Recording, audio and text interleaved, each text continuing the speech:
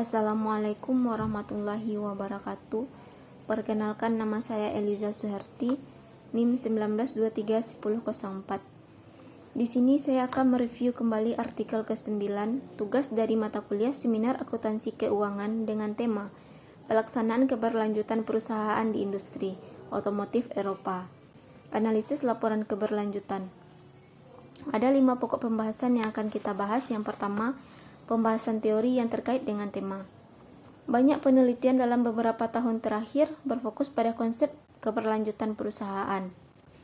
Semakin banyak konsumen sekarang lebih sadar tentang apa itu keberlanjutan perusahaan.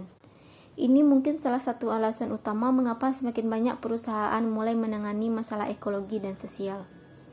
Perusahaan dihadapkan pada regulasi yang semakin meningkat, tuntunan pemangku kepentingan yang semakin intensif, dan pasar yang sangat dinamis.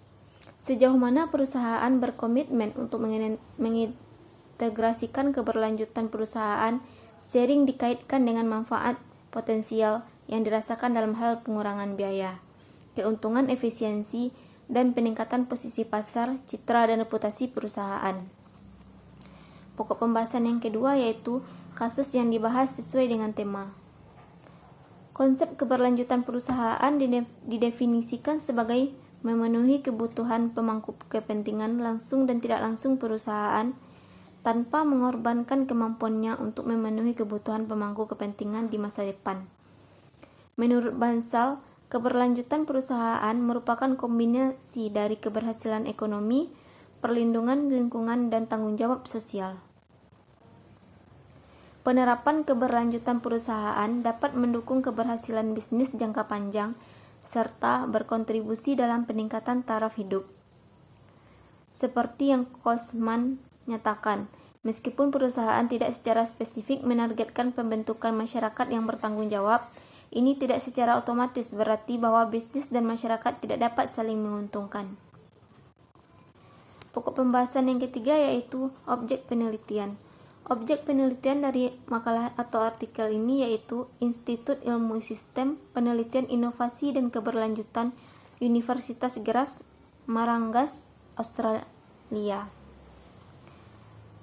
Pokok pembahasan yang keempat yaitu teknik analisa data. Teknik analisa data di dalam artikel ini yaitu teknik kuantitatif, di mana data diperoleh dari penghitungan aliran material dan energi, audit eko dan kontrol pengelolaan lingkungan, pelaporan keberlanjutan, BUIS atau Sistem Informasi Pengelolaan Lingkungan Operasi atau Sistem Pengelolaan Lingkungan seperti EMAS, Ekonomi Skema Manajemen dan Audit, dan ISO, Standar Manajemen Lingkungan.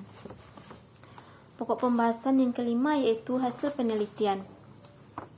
Penerimaan implementasi keberlanjutan perusahaan dan pelaporan berkelanjutan terus tumbuh dengan mantap dalam beberapa tahun terakhir. Ini terutama berlaku untuk perusahaan di industri otomotif. Meningkatnya tuntutan peraturan misalnya terkait dengan emisi CO2 adalah salah satu alasan yang jelas untuk ini. Dalam makalah ini, laporan keberlanjutan dari 14 produsen di industri otomotif Eropa dianalisis sehubungan dengan masalah penerapan keberlanjutan perusahaan.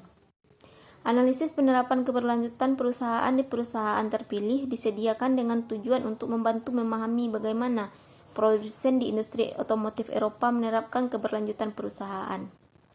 Sekian review artikel dari saya. Assalamualaikum warahmatullahi wabarakatuh.